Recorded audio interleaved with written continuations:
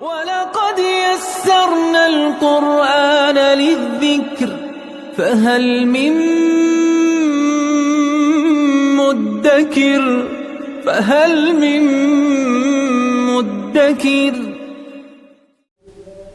اعوذ باللہ من الشیطان الرجیم بسم اللہ الرحمن الرحیم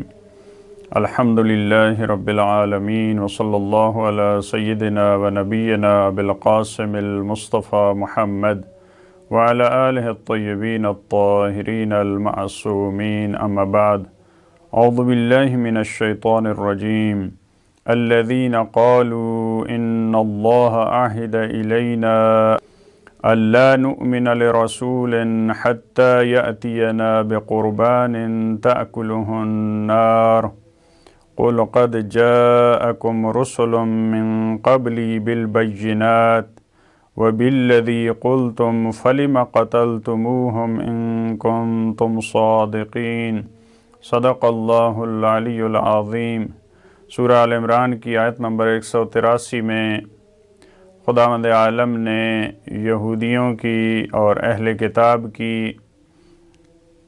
ایک اور بری خصلت اور ایک اور بہانے کا تذکرہ جس کی وجہ سے رسول اللہ کی رسالت کو قبول نہیں کیا، قرآن کریم کے سامنے سر نہیں جھکایا، اس کو بیان فرمایا۔ جیسا کہ مختلف آیات میں ان بہانوں کا تذکرہ ہے، جب انسان نے ویسے بھی ہر دور میں یہ انسان کی طبیعت ہے کہ جب کسی چیز کو نہیں مانتا تو اس کے لیے مختلف بہانے تراشتا ہے، مختلف بہانے تلاش کرتا ہے کہ میں اس وجہ سے اس چیز کو قبول نہیں کر رہا۔ اور انسان کا اگر ضمیر بیدار ہو تو وہ کبھی بھی یہ نہیں کہتا کہ اگرچہ یہ چیز حق و حقیقت پہ مبنی ہے لیکن میں اس کو نہیں مانتا۔ معمولاً ویسی علتیں تلاش کرتا ہے، ایسے اسباب تلاش کرتا ہے کہ جس کی بنا پر اپنے آپ کو مطمئن کرنے کی کوشش کرتا ہے کہ اس وجہ سے میں نہیں مان رہا۔ تو رسول اللہ کی رسالت، اس کے دلائل بہت واضح تھے، لیکن اس کے باوجود یہودیوں نے اور اہل کتاب نے رسول اللہ کی نبوت کو نہیں مانا، اور اس کے مختلف بہانے جس کا مختلف آیات میں خصوصاً جو مدینہ کی آیات میں اس کا تذکرہ موجود ہے۔ تو یہاں پہ ایک چیز جس کی وجہ سے رسول اللہ کو وہ کہتے تھے ہم نہیں مانتے، اس کو قرآن کریم نے بیان فرمایا۔ الذین قالوا ان اللہ عہد الینا، یہ وہی لوگ ہیں جن کا ہم نے تذکرہ کیا ان گزشتہ آیات میں، جو کہتے تھے نعوذ باللہ اللہ فقیر ہے ہم غنی ہیں۔ وہی افراد جو قتل انبیاء کا جرم جن کی گردن پہ ہے، یہ وہی افراد ہیں جو کہتے تھے کہ اللہ نے ہمارے ذمے یہ ڈیوٹی لگائی ہے، اللہ نے ہم سے عہد لیا ہے، اللہ نے ہمیں حکم دیا ہے کیا اللہ نؤمن لرسول، کہ ہم کسی رسول پہ ایمان نہ لائیں،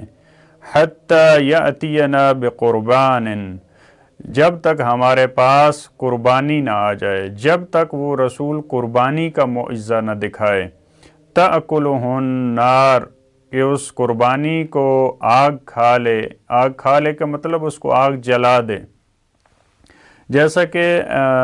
عہد مقدس میں جو تورات اس میں بھی یہ موجود ہے۔ گزشتہ انبیاء کے دور میں خصوصاً جو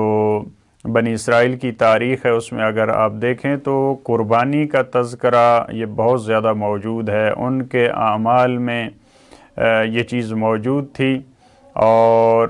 احکام میں موجود تھی۔ ایک تو یہ، دوسرا ایک معجزے کے طور پر جیسا کہ حضرت حابیل اور قابیل کی داستان میں بھی اس طرح کے اشارے عہدین میں ملتے ہیں کہ قربانی کی جاتی تھی اور جس کی قبول ہوتی تھی آسمان سے آگ آتی تھی اور اس کو جلا دیتی تھی، یہ اس کی قبولیت کی علامت ہوتی تھی۔ تو کسی جگہ پہ یہودیوں کو تورات میں یہ نہیں کہا گیا کہ آپ نے جس رسول پہ ایمان لانا ہے اس سے یہ معجزہ آپ نے ضرور دیکھنا ہے، یا بعض کے مطابق، بعض مفسرین کے مطابق یہ حکم اس کی شریعت میں اگر آئے تو آپ نے اس کو صحیح شریعت ماننا ہے، وگرنہ آپ نے قبول نہیں کرنا۔ تو بعض کے مطابق کیونکہ رسول اللہ کی شریعت میں اس طرح کا کوئی حکم نہیں تھا کہ قربانی آپ رکھیں پھر آسمان سے آگ آئے اس کو جلا دیں تو وہ نبی حق پہ ہوں گے، یا معجزاتی طور پہ رسول اللہ نے کبھی یہ معجزہ نہیں دکھایا کہ آپ قربانی کریں اور قبولیت کی نشانی یہ ہے کہ آسمان سے آگ آئے گی اس کو جلا دے گی، لہٰذا تو وہ بہانے کے طور پہ، جیسا کہ بہت ساری دوسری آیات میں بھی اس طرح کے بہانے، اور رسول اللہ نے بڑی سختی سے اس بات کو رد کیا کہ میں جو تمہاری چاہت کے معجزے ہیں، جو تمہارے بہانے ہیں، اب ہمیں یہ معجزہ دکھائیں، تو ایک نبی کا یہ کام نہیں ہوتا۔ البتہ گزشتہ شریعتوں میں، گزشتہ انبیاء کے بارے میں یہ ملتا ہے، کیونکہ بشر اس کی فکری سطح وہ بلند نہیں تھی کہ وہ حقائق کو علم کی روشنی میں اور معارف کی روشنی میں سمجھے، کیونکہ ابتدائی بشر تھا، ان کے لیے معجزے تھے، البتہ زیادہ تھے ان کے لیے معجزے۔ رسول اللہ کے بھی معجزے ہیں، لیکن جو اساس تھی رسول اللہ کے پیغام کی اور بنیاد، وہ اس قسم کے معجزوں پہ نہیں تھی کہ رسول اللہ کو جب کوئی قبول نہیں کرتا رسول خدا فرمائے اب میں آپ کو یہ معجزہ دکھا رہا ہوں، اب آپ کو یہ معجزہ دکھا رہا ہوں، کیونکہ آپ بشر، اس کی عقل جو ہے وہ ترقی کر چکی ہے، اب وہ علم کی معرفت، اسی وجہ سے اس امت کو جو معجزہ دیا ہے پروردگار عالم نے، وہ بھی علم کی صورت میں، وہ قرآن کی صورت میں جو رسول اللہ کا معجزہ ہے۔ حالانکہ پہلی امتوں میں آپ اگر جائیں، کتابیں دی ہیں انبیاء کو، لیکن وہ کتابیں معجزہ نہیں تھا ان انبیاء کا،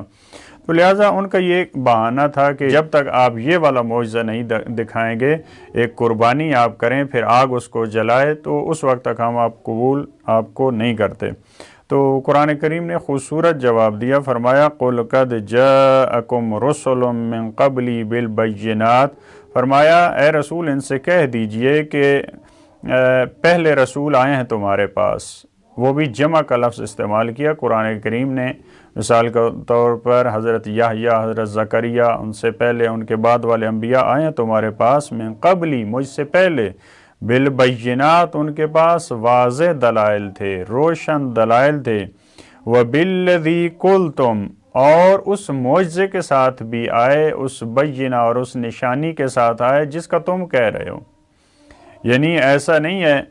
کہ یہ معجزہ اب رسول اللہ تمہیں دکھائیں گے تو تم قبول کر لو گے۔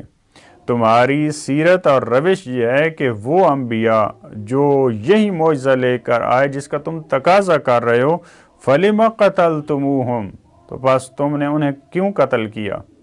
یعنی وہ رسول جو ان کے مطلوبہ معجزات کو لے کر آئے، ان کو بھی بنی اسرائیل نے اور یہودیوں نے قتل کیا۔ لہٰذا یہ کیسے ہو سکتا ہے کہ آپ یہ کہیں کہ اگر آپ ہمارا مطلوبہ معجزہ لے کے آتے ہیں تو ہم آپ پہ ایمان لائیں گے؟ اس سے پتہ چلتا ہے یہ بہانہ ہے، اور جب بہانہ ہے تو پھر قرآن کریم ان کے سامنے جھکا نہیں ہے کہ رسول اللہ کو حکم دیا جائے یا خدا کی طرف سے آپ ان کو معجزہ دکھائیں۔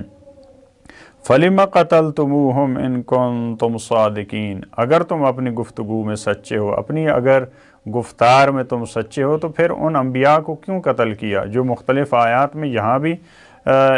جو شروع والی آیت تھی اس میں بیان فرمایا